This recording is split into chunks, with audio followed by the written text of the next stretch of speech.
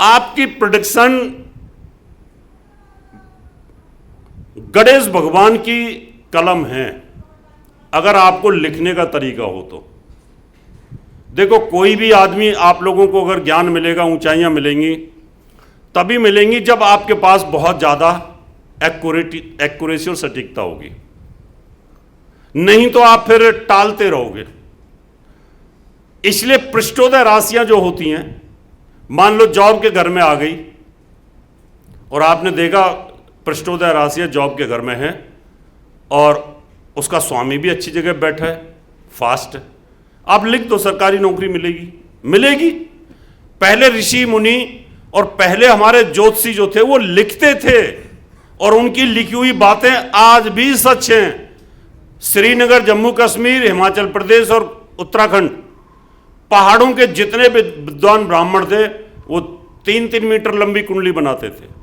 हम भी बनाते थे उस समय लंबी कुंडलियां, 2-2, 3-3 महीने लग जाते थे एक कुंडली को बनाने में। एक हफ्ते कंटिन्यूअस कैलकुलेशन करते थे, एक रजिस्टर भर जाता था, तब जाके कैलकुलेशन करते थे। जब एक ही कुंडली पे लगातार आप 1 महीने तक कंसंट्रेट कर रहे हैं तो आप तो उसकी एक एक चीज लिख दोगे फिर। अब जमाना प्रोफेशनल हो गया, अब तो हमें 15 मिनट में सब कुछ बताना होता है और कई बार तो 5 मिनट में बताना होता है। ये सिचुएशंस आ गई है। तो अनुभव बहुत बड़ी चीज है। मेरे आज भी रजिस्टर देखो, कम से कम 50, 100, 200 रजिस्टर भरे पड़े हैं, बड़े बड़े रजिस्टर्स कैलकुलेशंस के। उस समय हम कैलकुलेशन सिखाते थे ज्योतिष के अंदर, क्यों कंप्यूटर तो आया नहीं था तब तक, सॉफ्टवेयर तो आए नहीं थे, ऐप्स तो आई नहीं थी। अभी भी ऐप 50% गलत है। अभी मेरी एक स्टूडेंट ने कहा, गुरुजी मेरी नवांश कुंडली बताओ। मैं क्या है, कौन सी लगन है तुम्हारी? बोलती है मेरी मकर लगन है। मैं कितनी डिग्री की है? बोले 26 डिग्री की है। मैं कहा तुम्हारी जो है सिंह लगन की नवांश होगी। बोलते नहीं तो एप्स में तो कन्या लगन आ रही है। मैं कहा एप्स गलत है, एप्स गलत है। वो एक्सपीरियंस, वो जो लड़की थी मेरी स्टूडेंट, पागल हो गई। बोला गुरुजी ऐसी विद्या सिखाओ ना आप। मैं कहा तुम्हारे पास टाइम नहीं है, मैं तो सिखा दूंगा। आज लोग फास्ट जानना चाहते हैं। बोला आपने बता कैसे दिया, क्या आपका ये वाला लगन है? मैंने कहा बेटा, नवांश कुंडली ये कहती है कि 1, 4, 7 और 10 अगर चर लगन हो, आपकी मेन कुंडली की चर लगन हो, तो नवांश कुंडली की कैलकुलेशन भी चर से ही चालू होती है। अगर आपकी मेष लगन है मेन कुंडली में, तो आपकी नवांश भी मेष से चालू होगी। अगर आपकी कर्क लगन है तो आपकी नवांश भी कर्क लगन से चालू होगी। अगर आपकी तुला लगन है तो आपकी नवांश भी तुला लगन की होगी। और आपकी मकर लगन है तो वो भी मकर लगन से चालू होगी। मगर तेरी तो मकर लगन है। फिर बोली 26 डिग्री के। हमने कहा ठीक है, वो भी कैलकुलेशन कर देते हैं। मकर लगन की नवांश मकर लगन से शुरू हुई।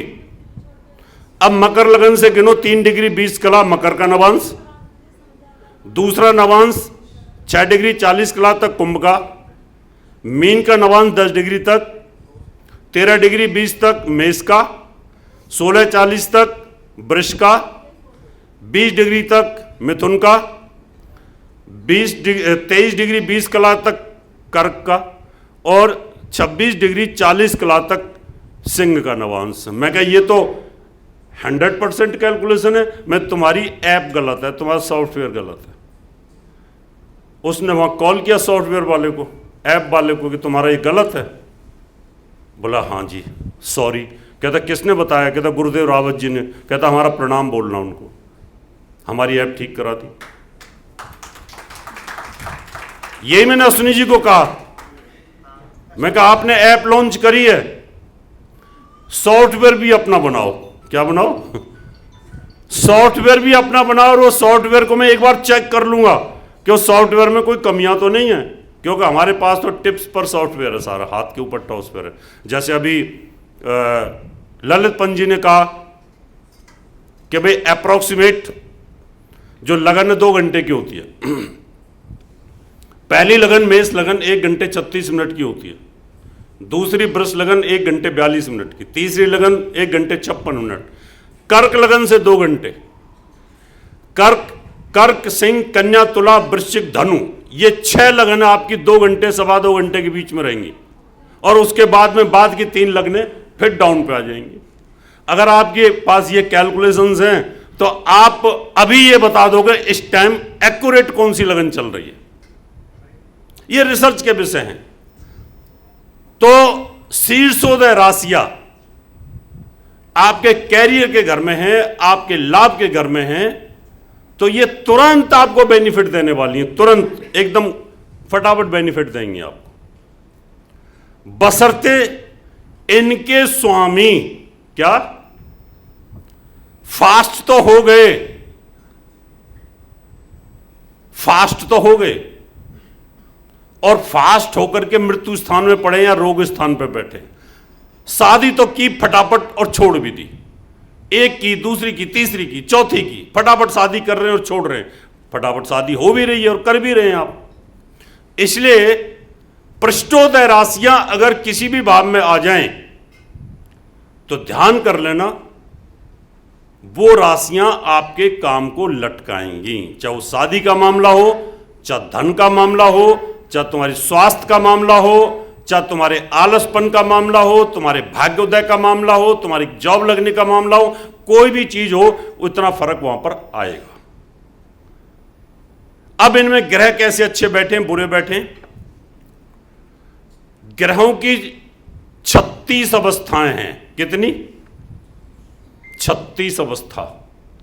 अब आप बोलोगे कहां फंसा रहे हो, हमारे तो सीधा सीधा बता दो, सप्तम में बैठा है, दूसरे में बैठा है, तीसरे में बैठा है, चौथे में बैठा है। जैसे राशियों के 3 स्वभाव हैं, ऐसे ग्रह भी 36 प्रकार की अवस्थाओं में होता है, जिसमें उसकी 3 अवस्थाएं होती हैं। जागृत आती अवस्थाएं, जागृत, स्वप्न और सुप्त अवस्था। उसकी 5 अवस्थाएं होती हैं, वाल्यादि अवस्थाएं, और 10 अवस्थाएं होती हैं दीप्त आदि अवस्थाएं। 6 अवस्थाएं होती हैं लज्जित आदि अवस्थाएं, और 12 होती हैं शयन आदि अवस्थाएं। इन पर मैं फिर कभी बोलूंगा, क्योंकि आपको हो सकता है भूख लग रही हो, ठीक है ना? ठीक है। अच्छा, तो ये जो अवस्थाएं होती हैं, अब इनका रहस्य क्या है? आपको शीर्षोदय राशि तो मिल गई, ध्यान से सुनना, धन भाव में शीर्षोदय राशि है, आपने प्रेडिक्शन कर दी पैसा आता रहेगा, और वहां पर ग्रह जो बैठा है वो विकल अवस्था का बैठा है। मैं आज आपको 36 में से 10 की जानकारी दूंगा, बाकी और भी छोटी छोटी उनको तो दे सकता हूं, लेकिन उनको लंबा बताएंगे कभी। अभी सिर्फ मेरा उद्देश्य सिर्फ इतना है कि आपको ये सिखा दूं, आपके दिमाग में ठोक ठोक के ये भर दूं कि आप एक्यूरेट प्रेडिक्शन कल से दे सकते हो। मान लो वहां पर दूसरे भाव के अंदर, धन भाव के अंदर शीर्षोदय राशियां है, और उसके अंदर ग्रह भी दीप्त अवस्था का बैठा हो, यानी ग्रह दीप्त अवस्था का मतलब फुल फ्लैश लाइट हो, उसमें इस तरह की लाइट हो, अच्छी लाइट हो, पूरी ताकत के साथ ग्रह बैठा हो आपके पास, आप ये कह सकते हो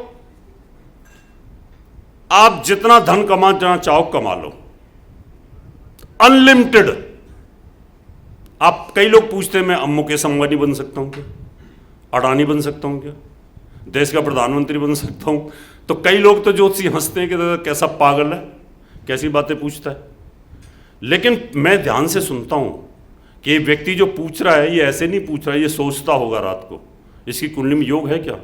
अगर आपके सेकंड हाउस के अंदर अगर शीर्षोदय राशियां हैं और दीप्त अवस्था का प्लैनेट बैठा हुआ है, तो फिर आपके पास अनलिमिटेड धन आने का योग बनता है, उसकी कोई सीमा नहीं।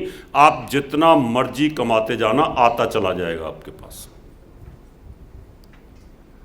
अब दीप्त अवस्था का ग्रह कौन सा होता है? दीप्त वो ग्रह होता है जो ग्रह उच्च राशि अंशों पर होता है, परम उच्च होता है। सूर्य जैसे 10 डिग्री पे परम उच्च होता है और 10 डिग्री पे परम नीच होता है। अगर सूर्य 10 डिग्री पे बैठा हो और सेकंड हाउस में बैठा हो और वो राशि भी शीर्षोदय हो तो उसके पास अनलिमिटेड पैसा आ जाएगा। दूसरी ग्रह की अवस्था होती है उससे कम, उसको बोलते हैं स्वस्थ। हम कहते हैं यार बड़े चमक रहे हो, बोला हाँ हाँ आज तो चमक रहा हूं, लगता है पार्लर होके आया है फुल चमक रहे हो आज तो। बोला आज ढीले ढीले से हो थोड़े, ऐसे तो ठीक हो पर थोड़ा सा चमक कम है, स्वस्थ। एक स्वस्थ अवस्था होती है ग्रह की, यानी कोई स्वराशि में हो तो उससे कम, अनलिमिटेड से कम। आप बोल सकते हो 200 करोड़, 300 करोड़, 500 करोड़, 600 करोड़, इतना बोल सकते हो, इतना पैसा आप कमा सकते हो। अभी मान लो स्वराशि में भी कोई ग्रह नहीं है, वहां पर राष्ट्रीय प्रसूदय ही है या शीर्षोदय है। ग्रह मित्र राशि में बैठा है तो उसको बोलते हैं मुदित, मुदित ग्रह। मुदित का मतलब होता है वो अपने मित्र के घर में बैठा है। अब जिसका बच्चा मित्र के घर में बैठा हो, जिसकी मित्रता हो, काम पे ध्यान कम देगा क्योंकि ज्यादा टाइम उसका वहां खराब हो जाएगा, तो उसका रेशियो धन का और कम हो जाएगा। वहां चाहे वो अच्छी राशि में बैठा हुआ है, पैसा आएगा उसके पास, पैसे की कमी नहीं रहेगी, लेकिन अरे छोड़ो ना यार कमा लेंगे क्या फर्क पड़ता है, काम तो चल ही रहा है, ऐसे टालेगा, इस तरीके से टालेगा। उसके बाद चौथी स्टेज ग्रह की शांत अवस्था। शांत अवस्था का मतलब होता है बिजनेस चल रहा है, लाला जी बैठे हुए हैं, काम चल रहा है, काम आ रहा है, यानी कोई ग्रह शांत अवस्था में तब होता है जब वो ना उच्च पे होता है, ना स्वराशि में होता है, ना मित्र राशि में होता है। वो डिविजनल चार्ट जो होते हैं उनके अंदर वो कहीं मित्र राशि में बैठा हो, नवांश कुंडली के अंदर अच्छी जगह बैठा हो तो उसको बोलते हैं, उसको बोलते हैं शांत। एक होता है गर्भित,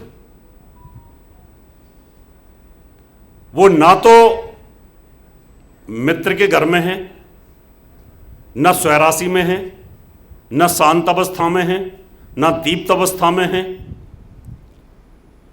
उसको शुभ ग्रह देख रहे हैं। मैं खुश हो रहा हूं, नरेंद्र मोदी जी मुझे देख रहे हैं। कई बार देखा होगा ना कि आदमी जैसे कैमरे की फोकस पड़ती है तो लोग नाचना शुरू कर देते हैं इससे, है ना। कथावाचकों के यहाँ भी नाचते हैं और आपने उसमें भी नाचते हुए देखा, जैसे कैमरा लगेगा, जैसे कि आपने मैच देख रहे होंगे ना, मैच में भी जैसे कैमरा घूमता ना वैसे ऐसे कर देते हैं, ऐसे ऐसे। उसको बोलते हैं गर्वित, यानी अपने आप प्रफुल्लित होना, गर्वित होना कि हाँ भाई हमें कोई देख रहा है और हम खुश हो रहे हैं। कई बार हमारे साथ भी ऐसा होता है कि हमारे सामने कोई हमारा भक्त बैठा होता है, हम उसको देख लेते हैं, खूब हंसता है, वो ऐसे लगता है कि रावत जी मेरे को ही देख रहे हैं और मेरे से ही बात कर रहे हैं, तो इसको बोलते हैं गर्भित अवस्था ग्रह की। तो अगर कोई ग्रह गर्भित अवस्था में हो तो वो उससे कम करेगा। फिर आती है उसकी पीड़ित अवस्था,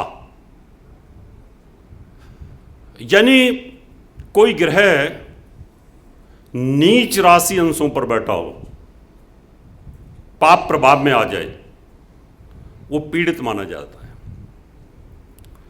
क्योंकि अब वो नीचे की कैटेगरी में जाएगा। बुरे ग्रह उसको देखते हो तो वो पीड़ित हो जाएगा और वो अच्छा फल नहीं दे पाएगा। फिर दीन अवस्था, कहते हैं ना दीनहीन, नीच राशि अंशों के साथ शत्रु राशि में बैठ जाना, शत्रु ग्रहों के साथ देखा जाना, फिर वो फल देने में सक्षम नहीं रहेगा।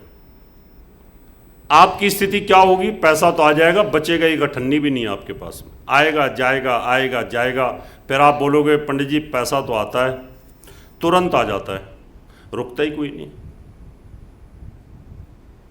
खल अवस्था, एक ग्रह की होती है खल अवस्था। खल अवस्था के अंदर एक होता है परम नीच अंशों पर रहना, उसको बोलते हैं दीन अवस्था। एक होता है खल अवस्था कि नीच है, परम नीच नहीं है, खल अवस्था। अगर वो ग्रह कोई दूसरे भाव में बैठा हो तो पैसा बचेगा ही नहीं आपके पास में। एक होती है भीत अवस्था, ग्रह की भीत अवस्था, उसके अंदर ग्रह पापी ग्रहों के द्वारा देखा जाता है और नीच अवस्था के ग्रहों के साथ बैठा होता है, खुद नीच नहीं होता। कई बार हम खुद नीच नहीं है, हम खुद शराब नहीं पीते लेकिन शराबी के साथ बैठे हुए तो भी हमारी हालत खराब होती है। और एक होती है ग्रह की अस्त अवस्था, यानी विकल अवस्था, विचलित होना, टेंशन में आ जाना। ये मनुष्य की अवस्थाएं हैं। मनुष्य विचलित होता है, विकल होता है, टेंशन में आता है, घबराता है। कोई खूबसूरत स्त्री हो और उसको दो गुंडे देख रहे हो, वो विकल अवस्था में आ जाएगी, बेचैन हो जाएगी, घर की तरफ भागेगी और फिर सामने से घेर ले फिर भागेगी, वो बेचैन हो जाएगी, टेंशन में आ जाएगी, वो उसकी विकल अवस्था होती है। तो ग्रह जब अस्त हो जाता है तो विकल अवस्था में, यानी दूसरे भाव में कोई ग्रह या दूसरे भाव का स्वामी, चाहे उसकी राशि हो, शीर्षोदय राशि होने के बावजूद भी अगर वो ग्रह अस्त अवस्था में आ जाता है तो वो अच्छा फल नहीं दे पाता, वो खत्म हो जाता है। तो ये ग्रहों की 10 अवस्था हुई। अब यहां पर आपको ये देखना है, कोई पूछे पंडित जी पैसा नहीं रुकता, कि भैया तेरा दूसरे भाव का स्वामी ये विकल अवस्था में है, अस्त है, तेरे पास पैसा नहीं बचेगा, तू जितना मर्जी आ जाए। पिताजी ने आपको 10 करोड़ रुपए छोड़े, आपने सब बर्बाद कर दिए। अनिल अंबानी ने सब बर्बाद कर दिया, धीरूभाई अंबानी जी ने तो बहुत छोड़ा, विजय माल्या के पिताजी ने बहुत छोड़ा, लेकिन उसने भी बर्बाद कर दिए। तो ये तो आपको प्रेडिक्शन करनी पड़ेगी कि जिस बच्चे की तुम कुंडली देख रहे हो वो बच्चा तुम्हें आबाद करेगा या बर्बाद करेगा, पिता के धन की स्थिति को क्या करने वाला है। ये अवस्थाएं आपको याद करनी पड़ेगी। ये जो एडवांस ज्योतिष होती है, जिसमें डॉक्टरेट की डिग्री मिलती है, जिसमें आपको एक्यूरेट लिखना पड़ता है। अब विद्यालयों में ज्योतिष तो जैसे अश्विनी जी कह रहे थे सिखा रहे हैं, ज्योतिष शुरू कर भी देंगे, यूनिवर्सिटी पढ़ानी भी शुरू कर देगी, पढ़ाएगा कौन, रिसर्च कौन करेगा। BHU में मैं जाता हूं लेक्चर देने के लिए, बुलाते हैं मुझे कभी कभी, वहां तो बड़े बड़े विभाग अध्यक्ष हैं, गवर्नमेंट से तनख्वाह लेते हैं, गवर्नमेंट की पोस्ट है, अनुभव कहां से आएगा। क्या वो इतना अनुभव करते हैं, क्या उनकी रिसर्च करते हैं, नहीं करते। ज्योतिष में यही सबसे बड़ी प्रॉब्लम है अश्विनी जी, यूनिवर्सिटी जितनी मर्जी खोल दो लेकिन इसकी गहराई में इतना अध्ययन कौन करेगा। हर वैज्ञानिक तो अब्दुल कलाम नहीं बन सकता, हर वैज्ञानिक तो चंद्रयान 3 नहीं भेज सकता, इसलिए बहुत गहरा विज्ञान है। अगर मेरा दावा है तुमने इसको ध्यान के साथ अध्ययन किया तो तुम किसी भी व्यक्ति के बारे में डेट वाइज सब कुछ लिख सकते हो, बशर्ते एक शांति के साथ बैठ जाओ गणेश भगवान की तरह और ध्यान के साथ उसको लिखना शुरू कर दो तो आप सब कुछ लिख सकते हो। आप सबने ध्यान के साथ सुना, बहुत बहुत धन्यवाद आपका। और अंकिता जी, अंत भला तो सब भला। आज आपका प्रोग्राम एकदम हिट हो गया, ठीक है ना। मैंने इसलिए कहा था कि आप प्रोग्राम करो, क्योंकि मेहनत करने वालों की कभी हार नहीं होती है। इसलिए मैंने कहा ठान लो, अगर ठान लिया है तो करो। और अगर चाहे बारिश हो, मैंने कहा 10 लोग भी आएंगे तो अभी मैं बोलूंगा, और जितनी देर एवरेज बड़े सम्मेलनों में 500 ज्योतिषियों में बोलता हूं, 10 में उससे ज्यादा बोलूंगा। भाई लाखों लोगों में तो ये जाना है जो यहां से बोल रहा हूं। स्पीच तो लाखों लोग इसको सुनेंगे। अब अंकिता का नाम तो स्वर्ण अक्षरों में लिखा ही जाना है। क्योंकि अब यूट्यूब पर जब ये स्पीच जाएगी तो आपको दुनिया देखेगी। इसलिए आपको बहुत बहुत बधाई, आप सब लोग यहाँ पर आए, आप लोग को बहुत बहुत साधुवाद, शुभकामनाएं। आपने ध्यान के साथ सुना, धन्यवाद।